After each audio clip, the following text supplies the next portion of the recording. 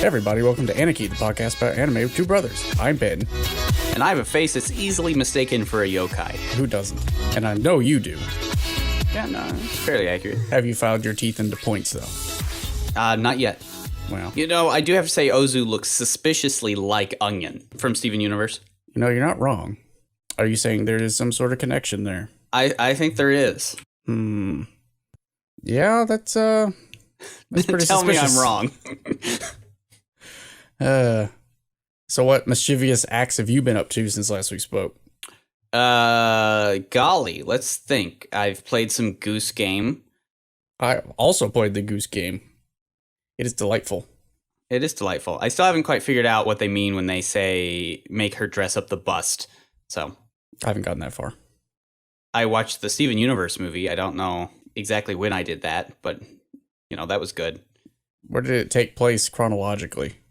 After everything, it is a true sequel. It's about 3 or 4 years after the events of the show. But Onion hasn't aged a bit, and I find that really delightful. But everybody else has. So we finished up watching Demon Slayer. Okay, how did that end up? Well, so I read the manga, and the manga's pretty okay. It goes by really fast. I think there's only like 78. No, it's like 100-ish chapters out somewhere. Yeah, plus or minus 20. It's fine. It's good. The show is a very fast-paced rendition of the manga, and it only covered like the first, I don't know, 30, 40 chapters total. Yeah, as you do. So they stopped it, and then they're going to have a movie for the next arc. Which, okay, you could have covered that in 3 episodes, but whatever. So it's fine. It's shonen. I think the internet's going crazy over it because you got a lolly in a box. But other than that, it has a lolly in a box. Oh, isn't that nice? Other than that, it's like, it's fine. I don't understand the hype. That's fair. I think It's just like good. So what did Crunchyroll pick up for the new season? Food Wars, more Dr. Stone, Chihaya Fudu, Black Clover, Academia, of course. I haven't been able to watch any of the new stuff yet. They do have Ascendance of a Bookworm, so that's nice. Probably watch that on there. And it looks like they didn't get any of the other shows that I cared about. They didn't get your after-school dice game show? No, Funimation got it. Oh, and they're no. still being butts, where they're like, subscribe to our service instead. And it's like, guys, it's just not happening. It's just not. I'll just Stop trying go to make without. it happen. Yeah, it's like, just renew your deal with Crunchyroll and just admit that, like, just anime nerds who are used to pirating stuff anyway aren't going to shell out for 3 or 4 different anime streaming services. That's it's just true. bananas to think we will. We watch stuff on Netflix and Hulu and Amazon, but that's because we already subscribe to those for decent reasons. You're not wrong. You're not wrong. So, like, stop it. I did decide to read a new book, and I finished it. It wasn't garbage. It was All You Need Is Kill. Oh, that book's amazing. I've been recommending you that for a while. Yeah, so I read it. It's really good. It's way better than the American movie. I never watched the American movie. Good. Although I think I've seen clips of it because like a lot of the scenes seemed familiar for some reason. Yeah. So here's the thing. From all accounts, the movie is fine. The American one is. But it is not really a very good adaptation of the story of All You Need Is Kill. Mm-hmm. That's the major problem. But it as a standalone piece, heavily inspired by All You Need Is Kill, it's supposed to be pretty good. But I don't think I could ever watch it and enjoy it because I'd be like, why did you change anything? All You Need Is Kill is pretty much perfect and easily adapted into film because there's a really good manga by Obata. And, you know, anime is basically just manga these days. I mean, it's a pretty tight little package. Stuff. It doesn't waste its time. Well, there's a lot of time wasted in it. I mean, that's fair. But it doesn't waste any time. I will say, though, I think the premise hasn't aged great, but that's because everybody copied off of it, right? Yeah, no, exactly. Like, I mean, yeah, it was one of the first ones to do a really tight time loop story, but now there's tons of time loop stuff, and it makes the original feel less original. It doesn't actually end. That was kind of surprising.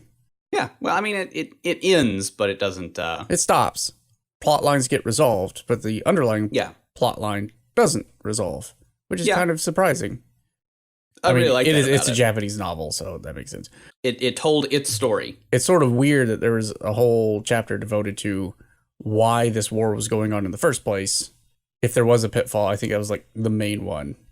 It's like, I think it would have been better if you just left the whole thing as it's a mysterious alien invasion and we never know why.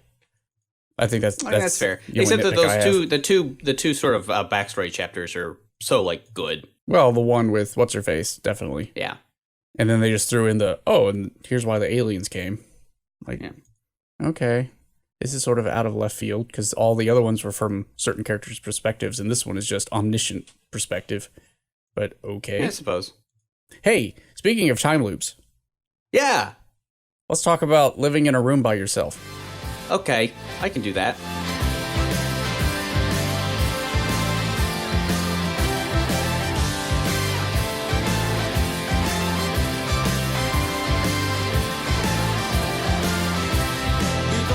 So this week, John suggested that we watch the Tatami Galaxy, which apparently I watched like one episode of one time.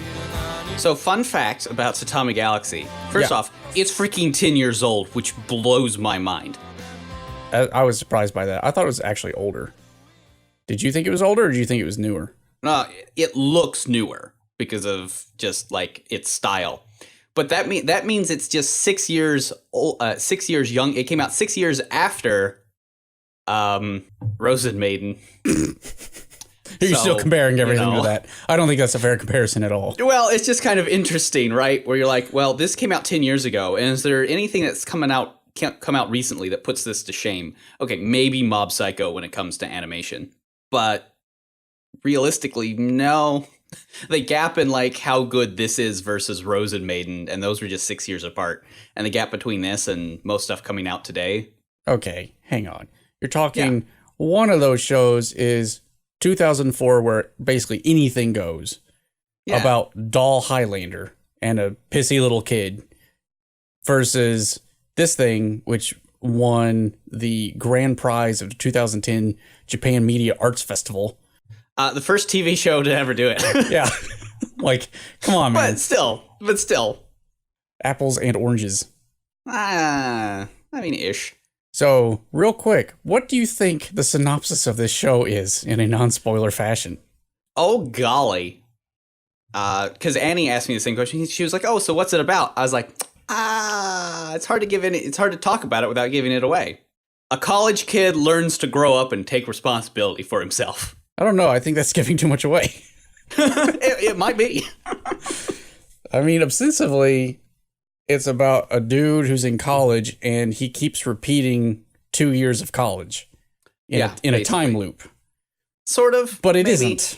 So, I mean, that is the plot. It's looking at the same 2 years of his college life, but through different lenses. Two different, entirely separate time lenses. Basically, it's a lot of what ifs. Yeah, a bunch of 11-ish. Actually, let's narrow this down. So -1, so that's 10. -3, 7 different looks. I assume there were really more, but we only saw those. Yeah, unless you do the little half endings for 7, 8, 9, which I suppose you could do, because those are slightly different variations on one core branch. It's like, it's like you play a dating sim, and you want to see all the other paths. Yes, that is probably the most apt way of doing it, except it's more than that. Way more than that. Oh, way more than that. Oh, it's so good. It's very good. And the main character doesn't have a name, which is... He does not. It's funny. It takes you a while to realize that. Okay, high level, your thoughts. I mean, it's excellent. It's very, very good. Watch it. I would say there's a lot to unpack. There's a lot going on in it. What's nice about it is that it feels very honest. There's not enough time, even in this 1 hour podcast, to even scratch the surface of this show. Yeah, there's a lot going on. A lot of depth. Well, it's what, psychological / romance ? Yeah, basically. But everything is a metaphor, but nothing is a metaphor. Yeah. Blows my mind. Everything in it happens and also doesn't, more or less. I think the best way I could explain it is if you're going through that time in your life and you're looking back at it from one of these timelines, it felt like what was going on was a lot of guy walking through all of his, well, what if I had done this instead? Mm-hmm. Or I guess you could do it from the other end. What if I do this? How would my life turn out? Right? Yeah. I am hovering between giving it a 9 and a 10. It's that good. It's very, very good. And the animation's just like...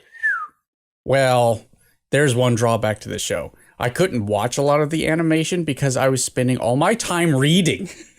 Thankfully, it slows down after that first episode. Well, it's the first 3 episodes are just, oh my goodness. They it's like a go fire at hose. a speed. They go at a speed. But the thing is after a while, you can sort of skip a lot of it because it's a lot of repeating itself. It does, yes. I did message you at one point this week saying, hey, normally I'll watch these shows for the podcast at like 1.25 speed or 1.5 speed, you know, because there's a lot of, especially on the slice of life shows, there's a lot you can just sort of compress. Yeah. But this show, I had it at 1x and it was still too fast. It's very fast. Oh my goodness. Very fast show. It throws a lot at you. But again, especially after you sort of understand what it's doing, you don't need to read it as closely. Mm-hmm. But when you're trying to figure out what the heck's going on, you're like, whoa. I guess let's go into spoiler land and see if we can suss out a rose-colored way of looking at the show. I think you start with the sort of main setup, right? You have the protagonist, his best friend / foil, and his love interest that he doesn't realize is his love interest, and that's the problem. Well, there are a lot of problems with Protag. There's a lot of problems with Protag, and he refuses to see any of them until he finally does. And you're like, good job, brah. That is probably, honestly, the main... Well, I can't even say the main because there's so many. But one of the main themes of this show is him realizing that... he needs to take responsibility for his life? Yes, because he keeps questioning in pretty much every start of every episode. He's like, yeah, but who's to blame for all of this? I'm like, well... it's you, son. It's you, brah. What are you doing with your life? Well, I think the best way to look at it, right, is you kind of have to start at the ending, right? You sort of have to see what he learns at the end, and then you can sort of backhoe in a lot of the stuff, right? So what does he learn at the end? What he learns at the end is that he actually is friends with Ozu, and he needs to realize that they are buddies, and he needs to take responsibility as Ozu's friend for doing good things for him, too. Mm-hmm. Even though Ozu is kind of miserable. And he needs to realize that he has feelings for Akashi and needs to freaking... get on that. Yeah. What I think is really interesting, especially about the character of Akashi, is how she's not, compared to the other characters, she's not very well fleshed out. But that's kind of the point of her, right? Is the point of the show is he is supposed to learn to go talk to her and flesh her out, rather than just seeing her as a two-dimensional character like all the others.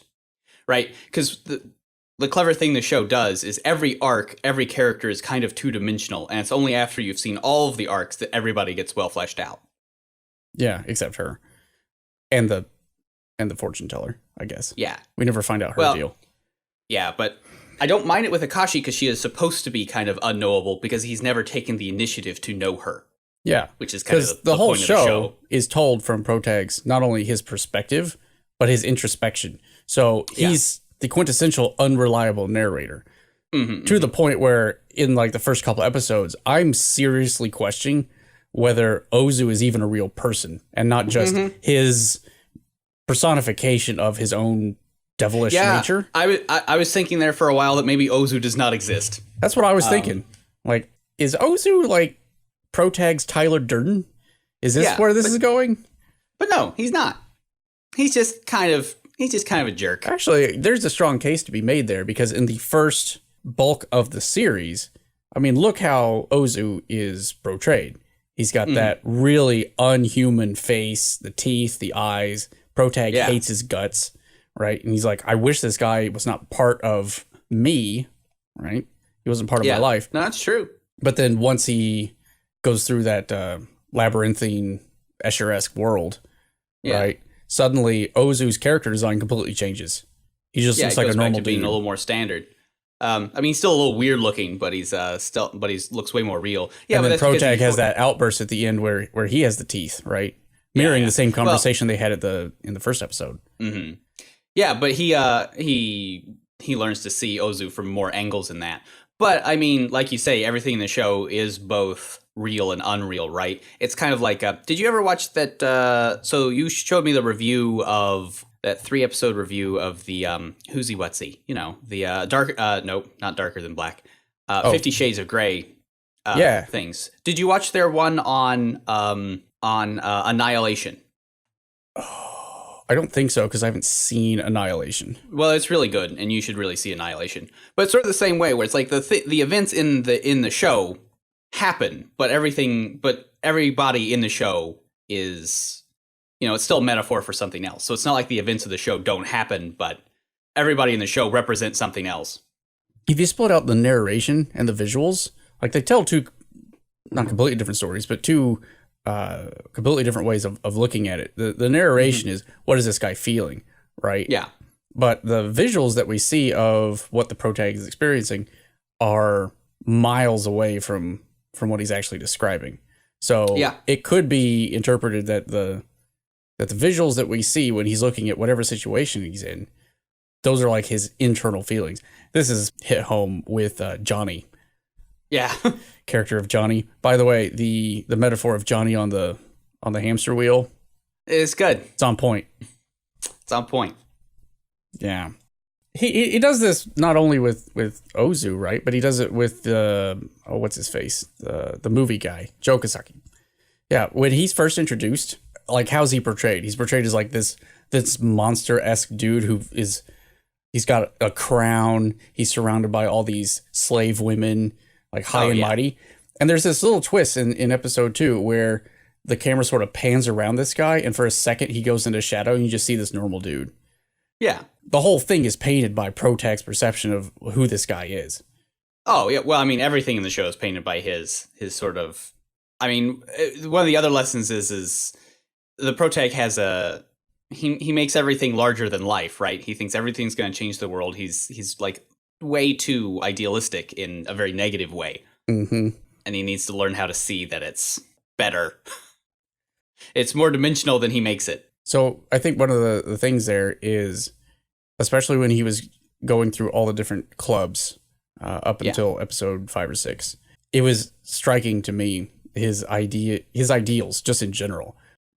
He thought, okay, I'm going to have this rose-colored campus life, which is undefined, right? Other than I'm going to have these raven-haired chicks thrown at me. They'll throw themselves at me because I'll be so great. Obviously. And then he joins these clubs, and he doesn't really participate in any of them. Oh, no, he never does. He sits on the sidelines and complains that the people who, like the bicycle club, well, it's hard for me to bicycle, and I can't compete with all these athlete guys. I'm like, well, how do you think they got to be athlete guys? You're just sitting on a bench. Why don't you get on the bike? He's very worthless. He needs to learn to be unworthless and take responsibility for himself. Oh, it's just, why is he's just so miserable. Yeah, he blames everybody for his problems, mostly Ozu. And Ozu, let's not get it wrong, Ozu's kind of a creep, but he's more of a lovable creep than how Protag thinks he is. He's the one that's actually having a rose-colored campus life in every single one of these things. Yeah, like he's getting up to mischief, but throughout the show we learn why he's making mischief. He's making it for a pretty, like, decent reason, right? Yeah, he got himself a girlfriend at some point. Yeah. I don't know, like the Protag's ideals, especially surrounding love, just they're insane. Like well, they go beyond, you got your typical internet incel guy who puts women up on a pedestal and they're goddesses, but also they're the devil, blah blah blah. This Protag goes like even beyond that. Like the idea of love is so out of reach that he's not going to attempt it unless he finds the perfect time, place, situation. Everything has to be ideal or he's not going to experience it. Well, and he relies on other people to supply that ideal. It's kind of like he's waiting for a manic pixie girlfriend, right? He is kind of, yeah. And what's sad is I know people like this. There are people in my life right now who are approaching 40, past 40. They're like, no, I have to wait for the perfect woman who extols all these virtues that I hold dear, and if I compromise on any of those things, I will not be living my #best life. Yeah. No. And this guy exemplifies that. Like, look at him. How many lives did he live? All of them. Lots, turns out. And he got it right Possibly. in one of them. Yep. Let's talk about some of these other guys. How about Ozu? He is kind of the manic pixie girlfriend, right? He kind of is, in a way. And he's best buds with Protag. Only Protag does not appreciate him. But I mean, Ozu's also, again, he's kind of a creep, but he's not like the worst. He does it for good reasons, not only because he has a girlfriend, but he's also looking out for Protag to some extent. Yeah. Even in the first episode where he's shown at his most devilish. Yeah. He keeps extending to Protag. He's like, dude, hey, I can set you up on this. And Protag's like, well, no, I'm not going to give up on my ideals. I don't need your help. Like, yeah, you do, because you want it. You want his help real bad. Yeah, he does. He also doesn't take responsibility for Ozu in so many different ways. If Ozu is really this bad of a guy, why does he hang out with him? It's a good question. Why does he hang out with him? He never even, solves that problem until the end of the show, of course. But especially, the first couple, arcs/loops, he, always falls in with Ozu, always realizes Ozu's kind of a creep, but then, hangs out with him anyway, and then blames all of his trouble on, Ozu's miserable. It's then why do you hang out with him? Well, we know why he hangs out with him, because in those first couple episodes, for the same reason why we thought that Ozu didn't actually exist, Ozu is manifesting externally what Protag thinks internally, right? Yeah. So, first episode, Protag hates seeing all these couples living this rose-colored life, where he, being miserable, can't get that, even though he hasn't really tried. And Ozu, who has extended some opportunities to him, listens to his woeful tale, and he's like, okay, well, you want to shoot fireworks at them then? Show them what's up? And he's like, yeah, let's do that. And then as soon as they do that, he's like, I can't believe Ozu dragged me into this. Yep, always. This is what you wanted. Things go wrong, he blames Ozu. This is literally what you wanted. This is your fantasy, and he is helping you live out your fantasy, and you can't admit to yourself that you're like that. Yep. But I do like Ozu as he transitions throughout all the different episodes, going from super yokai to normal dude with a bad haircut. Yeah. How about Akashi? I like Akashi. I like how she's portrayed. Yes, she's portrayed very well. In most of these shows where the protag always has to get the girl, right? Yeah. In this one, it's not clear that he's ever going to get there, although he eventually does. Because he never puts forth the effort, even though he is reminded every episode that it's right in front of him. Yeah, it's dangling right in front of him. But yep, every day. Normally these female characters in this role of the girl who is going to be got. Yeah, are going to be like his self-proclaimed raven-haired maiden. Right. They're going to be this idealized idea of what womanhood is. It's no, she's kind of like a cold bitch who hates moths. Well, that's the thing, is when you first see her, you think, okay, maybe she is like that. She did call him an idiot from across the river.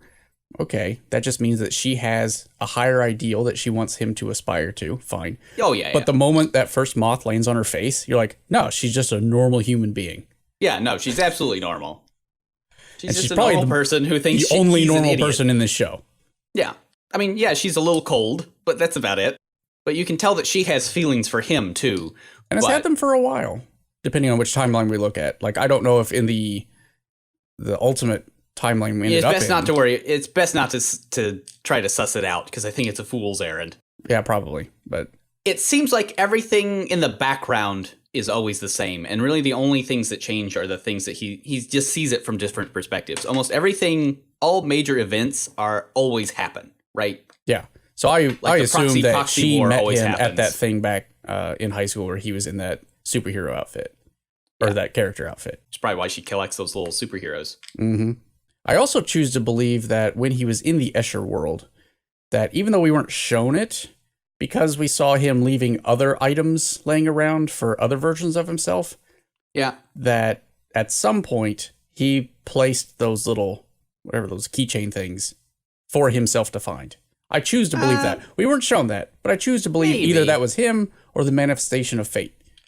No, I don't think so. I think, especially in the showing of all of them through all the holes he's made, that's the consistency that he misses. I I think the point of the show isn't that he has left this for himself, but rather he finally has the gumption to grab it, right? Oh yeah, I mean that final shot of him in that world, looking through all the different worlds that he's come through, and the only thing that's the same, is this thing that he has not grabbed. I think that if he left it for himself, the director would have wanted us to know that and would have shown it. That's fair. So I think it's important that this is just a consistent fact in his life that he continually ignores because he's too self-absorbed. Well, speaking of self-absorbed, how about Higuchi? I like Higuchi. He absolutely lives his best life. Yeah, he does. I don't know what he was going to study, but he ain't studying nothing now. Nah, he's the 8th year. 8th year the 8th year college student, or Shisho, because he's the master at living his best life.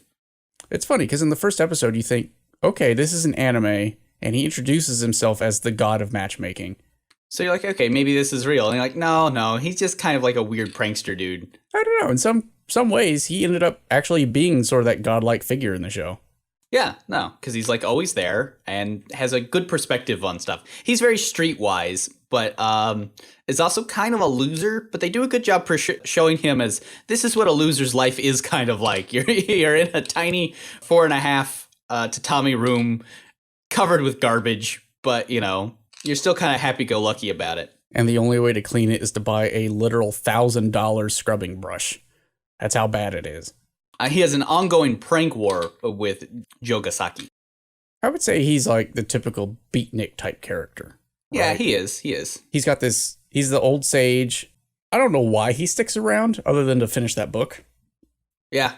But as soon as things resolve in all the timelines, he always takes off. Sometimes with what's-her-face and sometimes without her. I think he feels a connection to both Protag and Ozu. Well, definitely Ozu. How about Jogasaki? Who is also an 8th year super senior. He's so complicated. He's kind of a complicated guy, isn't he? A little bit. He seems from the outside, before you get to know him, super suave, in control, ladies' man, right? President of the movie circle, handsome, popular, little bit of a lecher, but okay, fine. He does have a girlfriend. Of a sort? Of the purest kind? Yeah, well, I mean, isn't that interesting, right? Is like, he definitely has like the raven-haired maiden put up on a pedestal. Yeah. And it's Kaori, his love doll. Yeah, Kaori is literally the personification of everything that Protag actually wants. Well, what he says he wants. Right. What he says Not he what wants. he needs.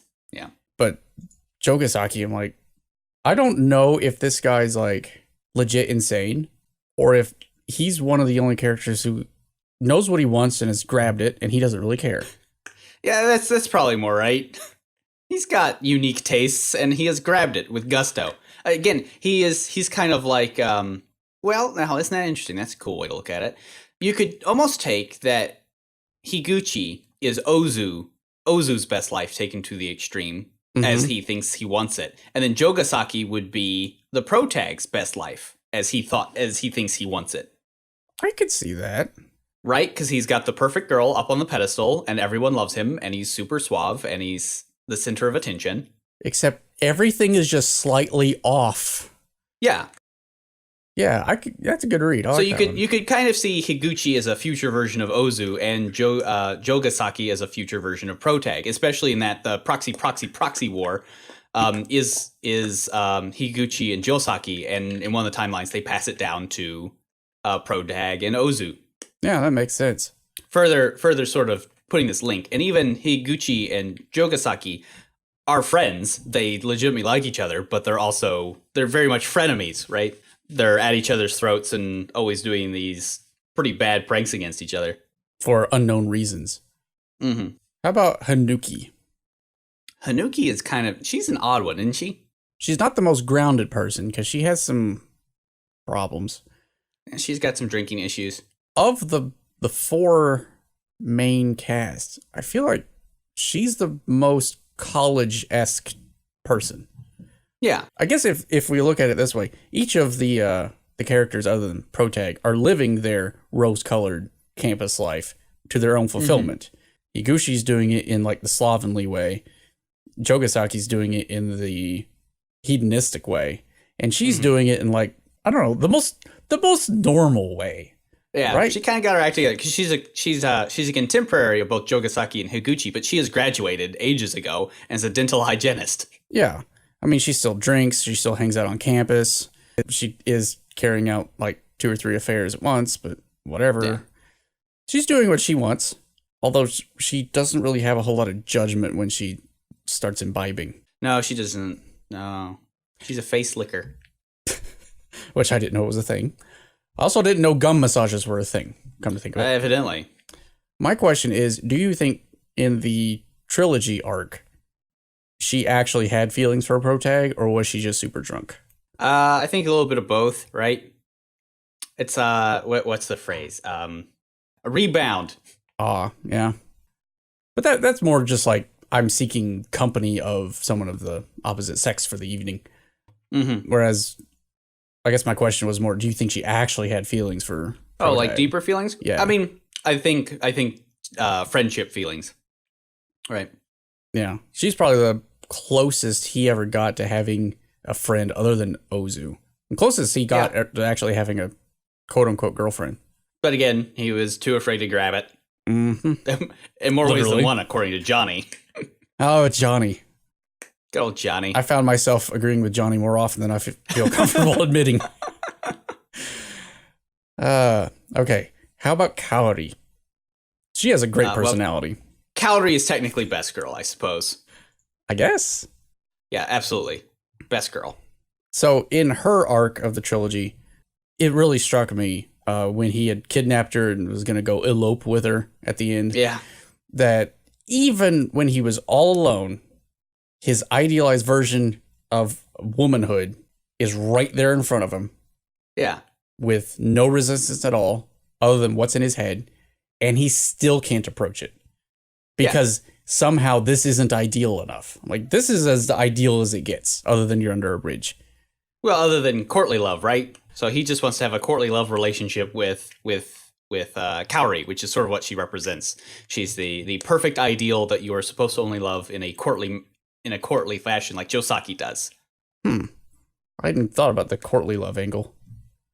Yeah, I mean, that does explain the whole Keiko thing. Yeah.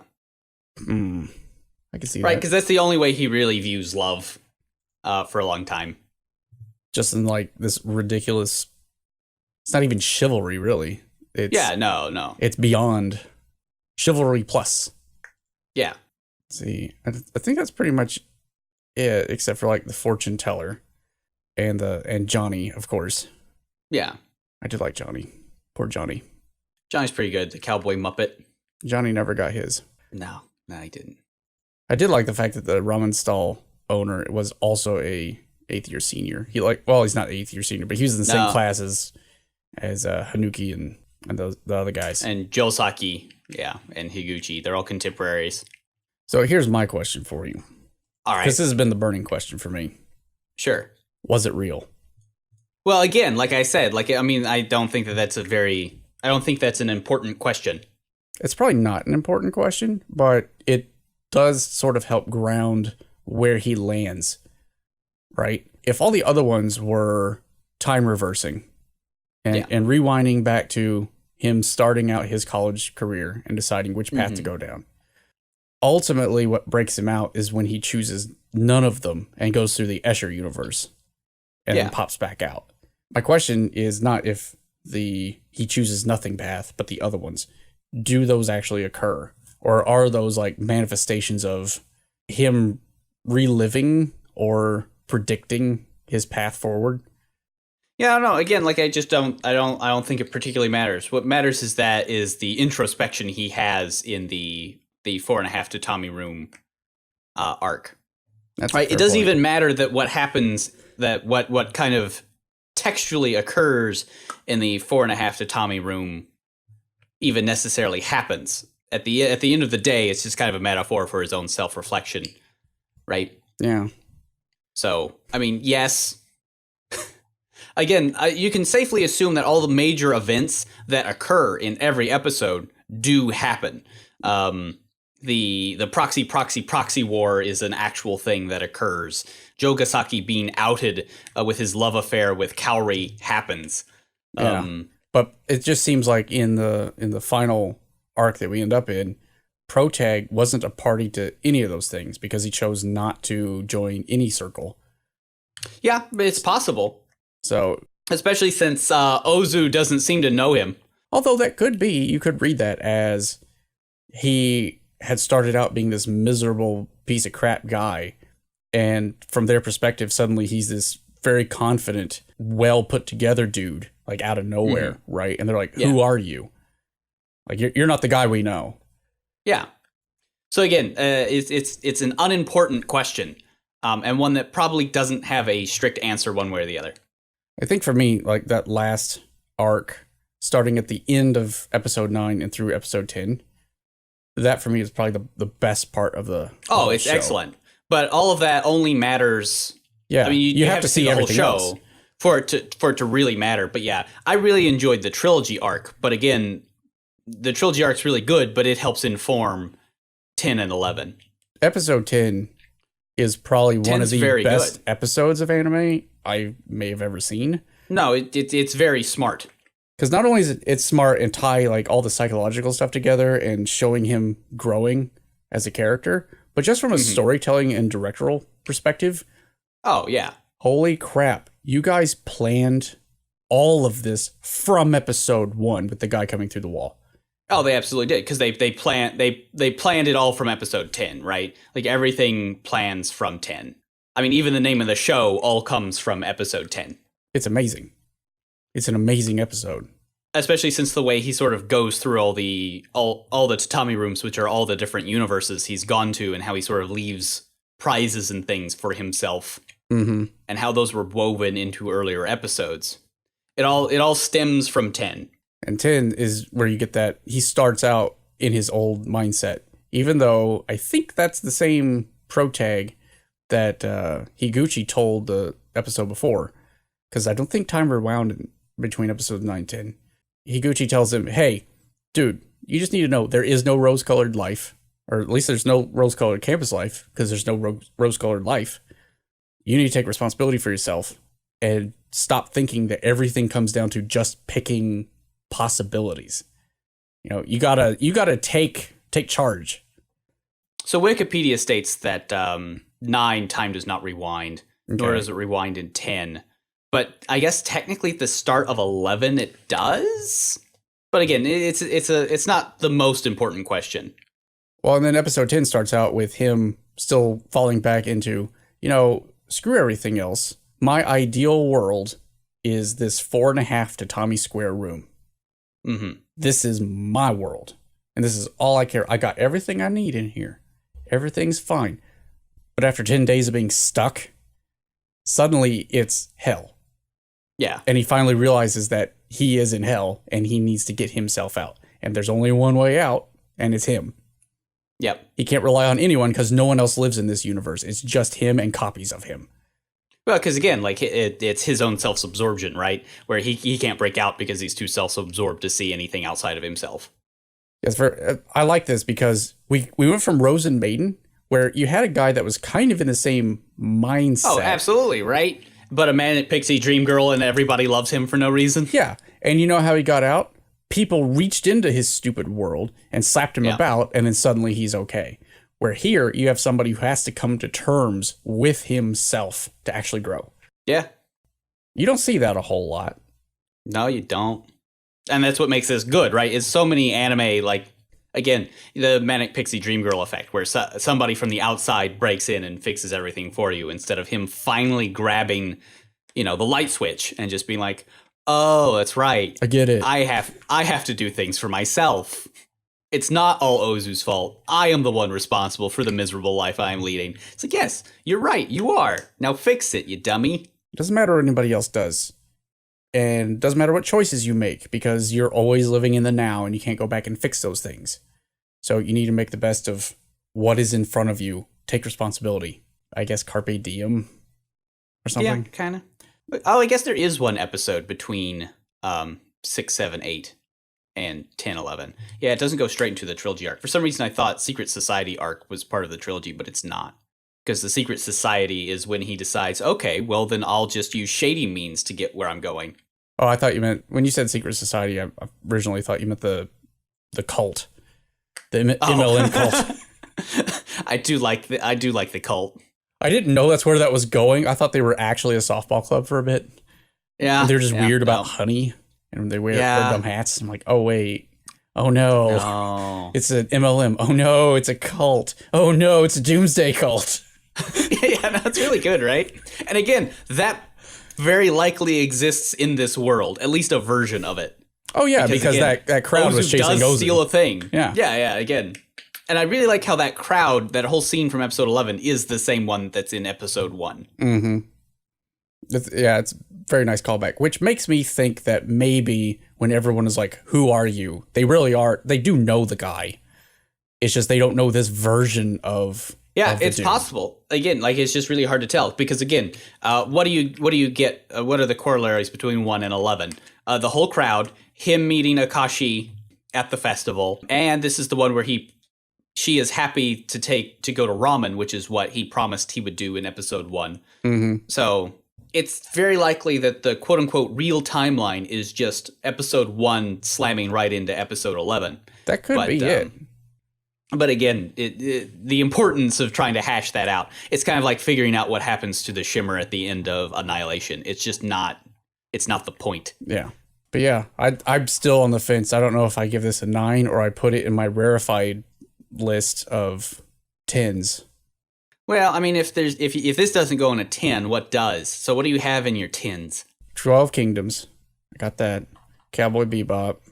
Well, I would already say that this is better than 12 Kingdoms, only because I like 12 Kingdoms a lot, but it can be a little slapdash at times. It's not as tight as Tatami Galaxy, but that's more of a fault of the adaptation. Cowboy Bebop. Yeah. The Ghost in the Shell movie. Ghost in the Shell movie's pretty good. 12 Kingdoms.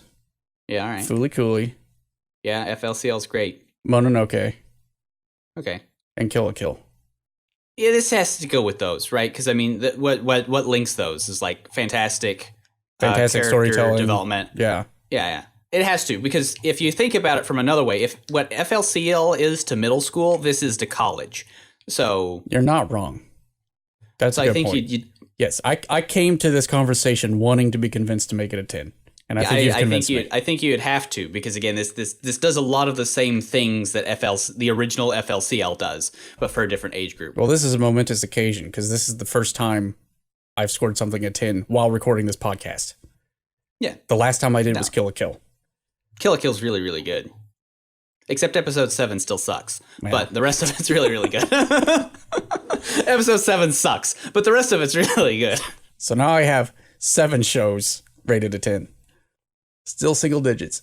I mean, I've been at this how many years? God damn. Why don't you have Brotherhood on that list? Like, honestly. That's a good question. I think it's a 9. Yeah, it's a 9. Brotherhood's pretty much the perfect shonen. I think Brotherhood just drags a little bit too much.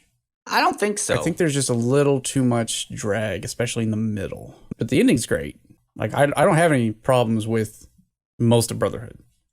But I have to go back and find out why I rated 9, which means I'd have to rewatch it, which I don't have a problem with. Yeah, because I think it's just so much of it's the perfect shonen. I can think of no shonen that's better than it, except maybe One Punch Man, season 1. I think my modus operandi here has been 9s are like great anime, and 10s are masterpieces in their field, right? Yeah. Or like game changing, or really changed me as a person. Right, yeah. And I think Tatami Galaxy falls into the game-changing masterpiece category. I mean, it's real good. Because the director of this, Yuasa Masaaki, he did Ping Pong as well. And while Ping Pong is stylistically the same, it's way more confusing than Tatami Galaxy. Ping Pong is really well animated. I've not watched it, but the animation you see from it is just like, wow. Well, it takes some getting used to, but the technical aspects of it are amazing. But it's very stylistic. See, what else did he direct? He's directing something soon, I think. He did some of Space Dandy. Oh, he guest directed an Adventure Time episode. Night is Short, Walk On Girl, which I've not seen, but it's supposed to be. He's directing an anime next year. Oh, he did Devilman Crybaby. That's supposed to be really good. I've not seen it, but it's supposed to be really good. Yeah, I mean, that's really all he's done, other than Kaiba. He's Kaiba. He's doing something next year, too. Kaiba also won awards at the Japan Media Arts Festival. Good lord. I've seen all of Kaiba. That show's bananas. I feel like I watched some of that, but I don't remember any of it. It's straight up bananas town. I keep wanting to like rewatch it and see if I can figure it out, but I don't think so. It's only 12 I think episodes. It's beyond me. It's bananas, man. Okay, you remember Cat Soup? I do remember Cat Soup. Make that more bananas. That is a tall order. It's bananas, now dude. You make me want to watch that after Halloween. You can watch it if you want, but that show's bananas. I'm not watching it again. Okay. I'll watch it on my own. That sounds like fun. You do that. You try to figure it out. It's beautiful. The animation's great, but dude, it's on a level I can't. You can't deal I'm with? not dealing with it. Yeah. Okay. Well, I'm going to add that to my list of shows to watch. I think it is beyond me. So speaking of shows to watch, what are we going to watch next time? I have no idea. Oh, wait, no, we were going to do Castlevania for Halloween, right? Yes, we are. So let's do Castlevania. I don't have a problem with that. Let's That's all on Netflix, right? And it's just like 6 episodes total? There's 2 seasons. I think one's 4 and one's 8, so total of 12. Okay. So it's not bad. And it's all in English. I don't have to read anything this time. Give me a break. Maybe we should watch Ride Your Wave at some point. It's won a lot of awards. It's a movie. Is this director just a walking awards machine? I mean, kind of. I mean, his animation style is like... Hey, just FYI, on November 12th, there's a Konosuba movie premiere in the States via Crunchyroll. Konosuba, that's the Hate Lowly. The Hate Lowly? No. Right? No, you watched it. Well, look, I can't remember all these names. Oh my lord. Oh, Konosuba. Yeah, that show's not good. What are you talking about? It's hilarious. Granted, it's okay at you will best. note I did not defend that it was good. It's all right. It's all right to look at. It's entertaining. Let's put it that way. It can be humorous. Just like Milky Holmes. That is entertaining. Yeah. It's not good. All right. Well, I need to go eat lunch because it's 1. So. All right. Well, we'll see you next time. Now we just need to make our outro music the ending theme to Tatami Galaxy and record this exact same episode next week, only slightly different. No. Oh, why not? Bye forever.